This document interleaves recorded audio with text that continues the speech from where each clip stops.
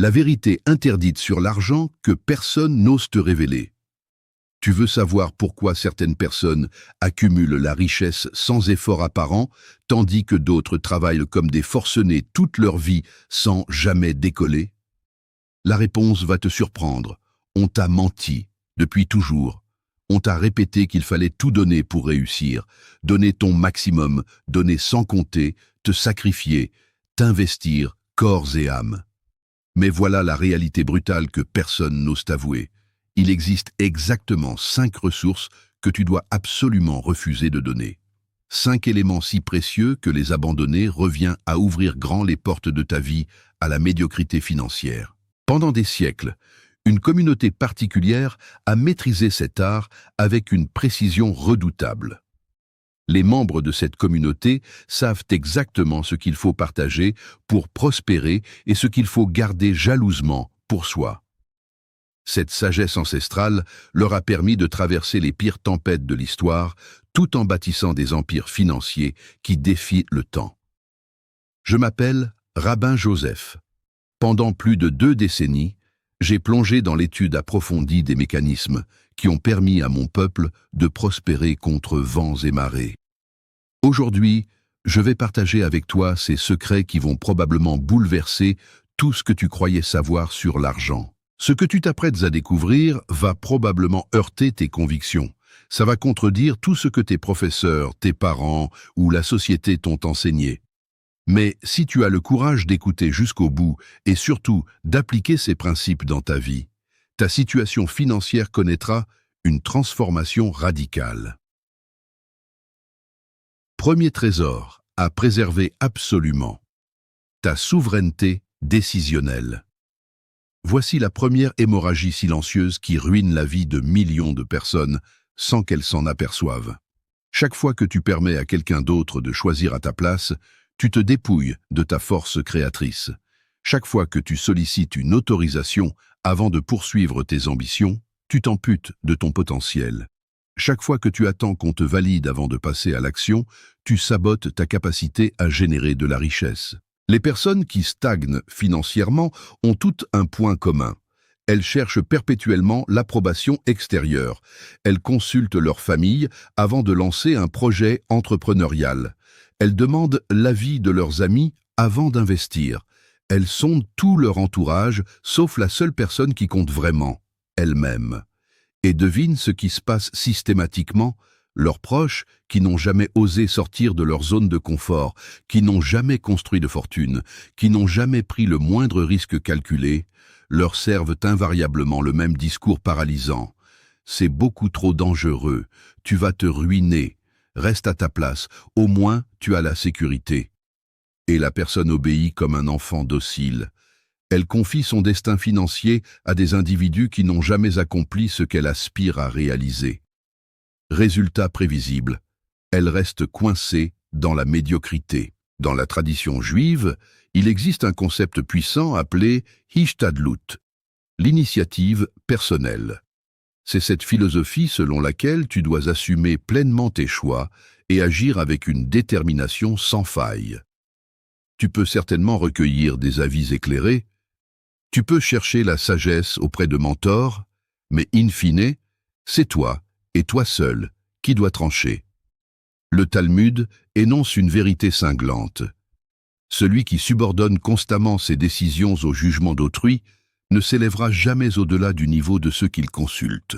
Prends l'exemple d'Abraham dans les textes sacrés. Lorsque le Créateur lui ordonna de quitter sa terre natale, sa famille et tout ce qu'il connaissait, Abraham n'a pas organisé de réunion familiale. Il n'a pas lancé de sondage sur Facebook pour vérifier si c'était une bonne idée. Il a pris sa décision en son âme et conscience, puis il est passé à l'action.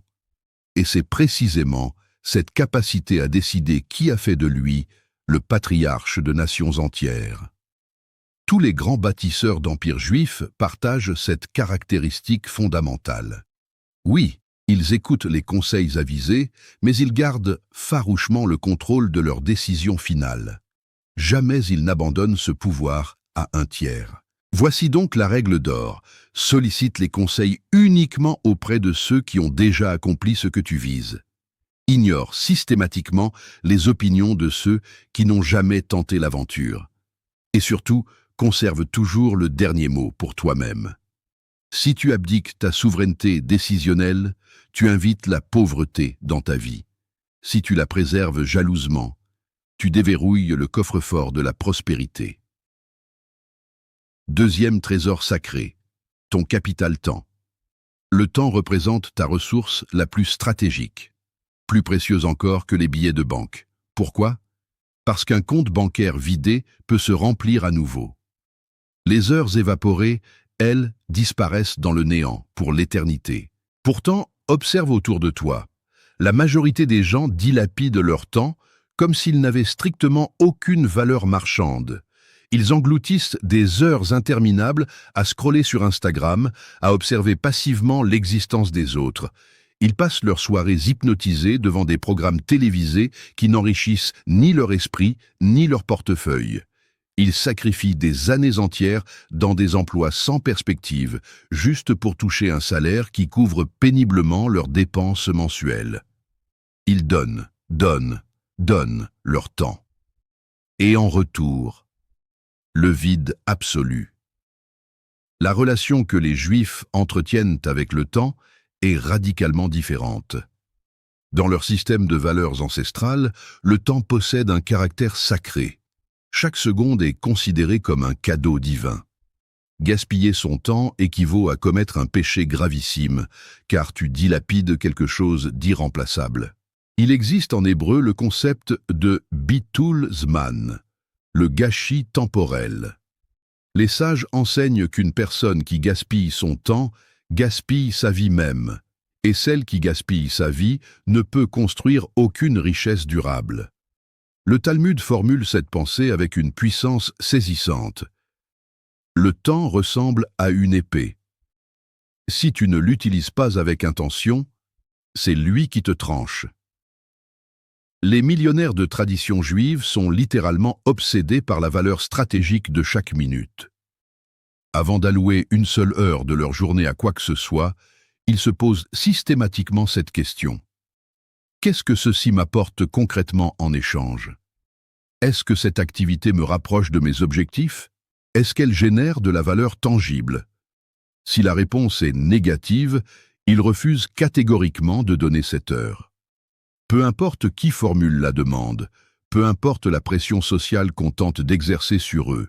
J'ai personnellement côtoyé à Paris un entrepreneur juif qui appliquait une règle de fer. Chaque activité inscrite dans son agenda devait passer un filtre simple mais impitoyable. Est-ce que cela m'éduque et développe mes compétences? Est-ce que cela me connecte avec des personnes stratégiques pour mon réseau? Ou est-ce que cela génère des revenus directs?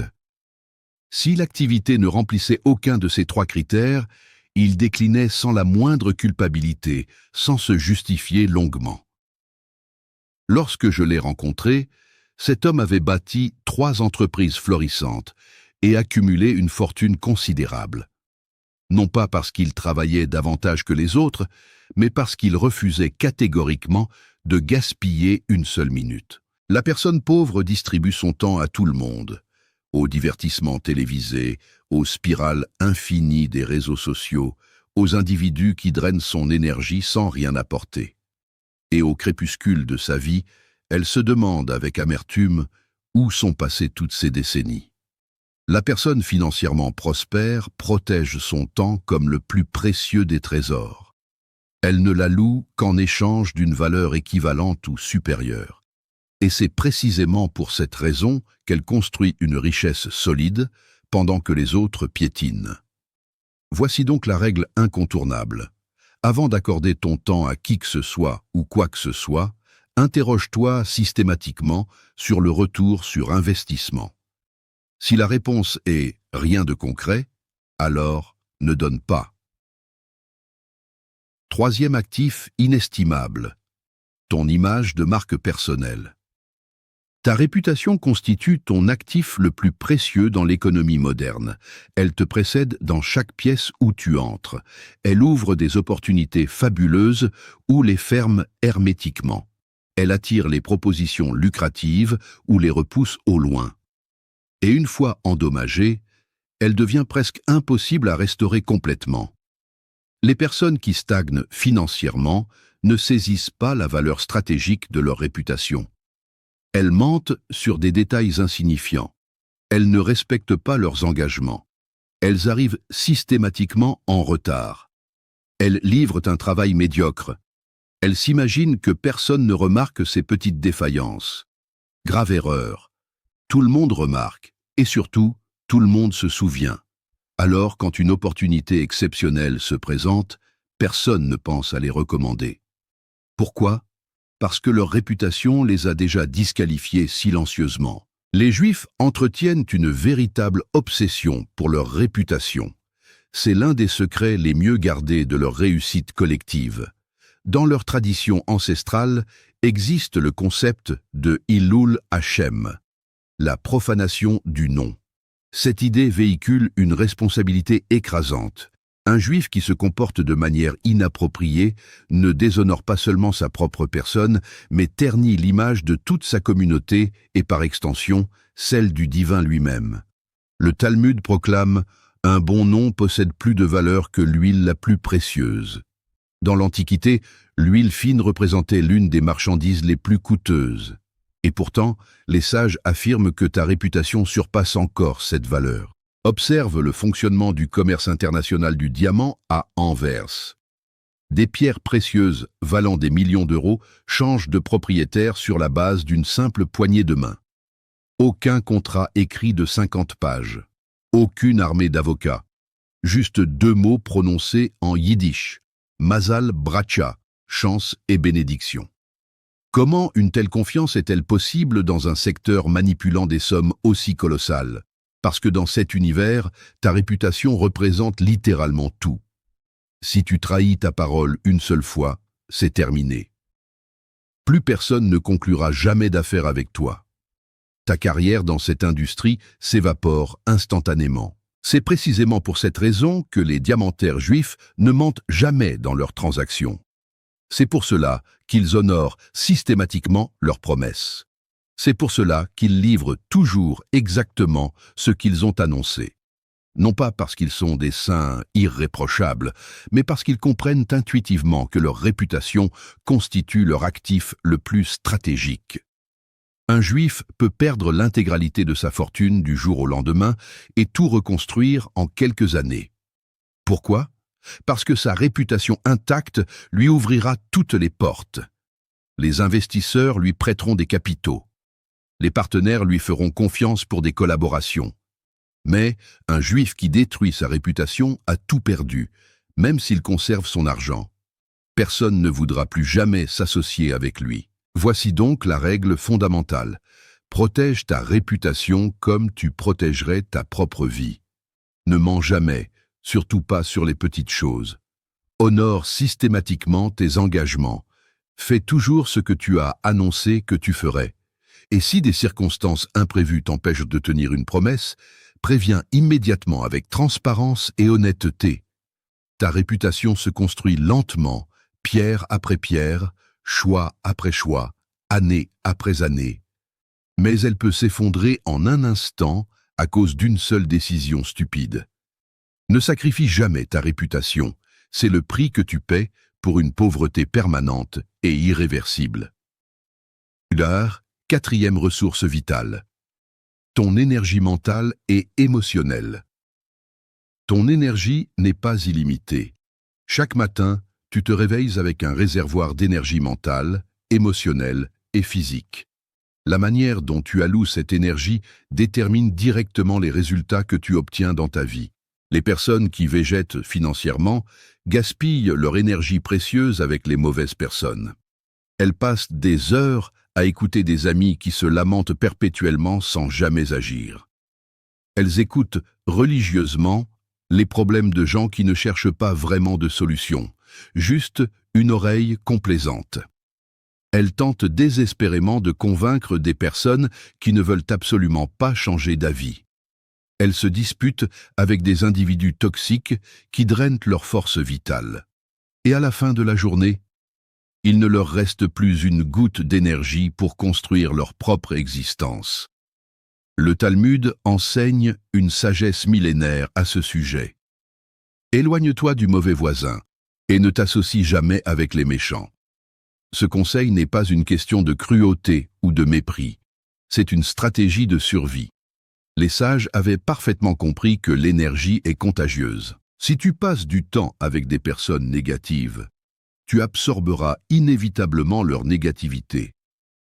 Si tu fréquentes des personnes qui échouent systématiquement, tu adopteras inconsciemment leur schéma d'échec.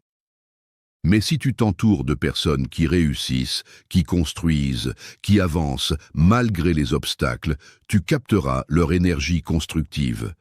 Tu intégreras naturellement leurs habitudes gagnantes. Tu élèveras ton niveau de jeu. Un proverbe juif formule cela avec élégance. Si tu marches aux côtés des sages, tu deviendras sage. Si tu marches avec les insensés, tu en paieras le prix. Les millionnaires de tradition juive pratiquent une sélection extrêmement rigoureuse de leur entourage. Ils ne distribuent pas leur énergie à n'importe qui.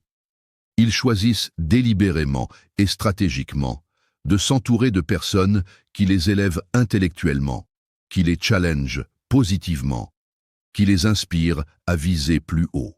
Et ils n'éprouvent absolument aucune culpabilité à prendre leur distance avec les personnes toxiques, même s'il s'agit de membres de leur famille, même s'il s'agit d'amis d'enfance. Pourquoi cette fermeté? Parce qu'ils ont intégré que leur énergie est bien trop précieuse pour être gaspillée. Laisse-moi te poser une question directe et inconfortable. Identifie les 5 personnes avec lesquelles tu passes le plus de temps actuellement. Maintenant, calcule leur revenu annuel moyen.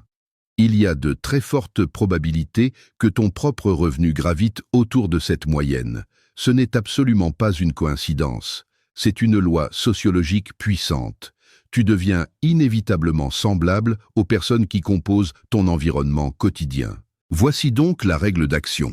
Réalise immédiatement un audit complet de ton cercle relationnel. Identifie avec honnêteté les personnes qui drainent ton énergie, qui te découragent, qui te tirent constamment vers le bas. Limite drastiquement ton temps avec elles au strict minimum nécessaire et simultanément augmente massivement ton temps passé avec des personnes qui t'élèvent, qui t'inspirent, qui construisent activement des choses. Ne sacrifie jamais ton énergie vitale aux mauvaises personnes. C'est l'autoroute express vers la médiocrité financière permanente. Dioguvia. 5e pilier essentiel. Ta confiance dans le processus. Voici le dernier élément, et probablement le plus déterminant de tous. La richesse authentique ne se matérialise pas du jour au lendemain. Elle se construit patiemment sur des années, parfois même sur des décennies.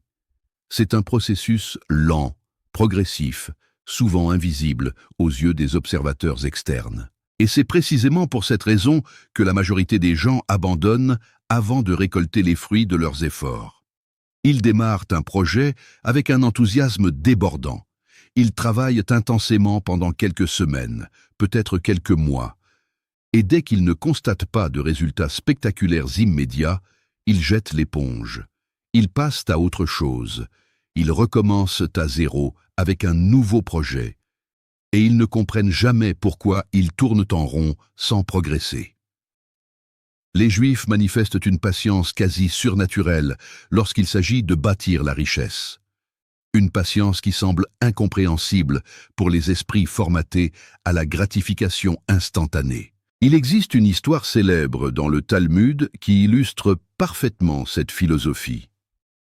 Un homme était en train de planter un caroubier. Un passant intrigué lui demanda « Pourquoi plantes-tu cet arbre?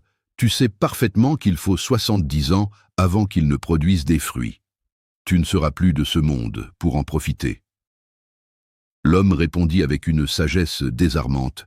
« Lorsque je suis venu au monde, j'ai trouvé des caroubiers déjà plantés par mes ancêtres. Aujourd'hui, je plante pour mes descendants.